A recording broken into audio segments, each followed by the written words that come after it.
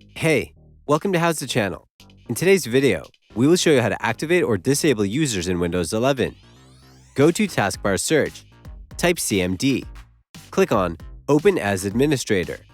Click on Yes in the pop-up window. You will find a list of commands we use in the description box below the video.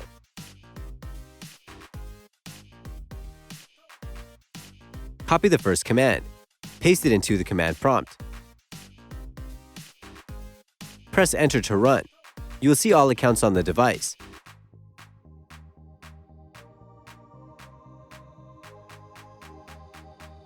Copy and paste deactivate command. Replace the username with the username of the account that you need. It will keep the account deactivated.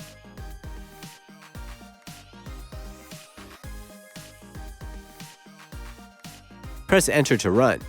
Copy and paste the activate command. Replace username with the username of the account that you need.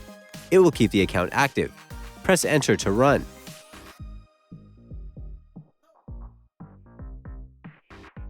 That's it. Thanks for watching the video. Please like it and let us know if you used any of our tips and tricks. Subscribe to our channel. We upload new tutorials every day. See ya!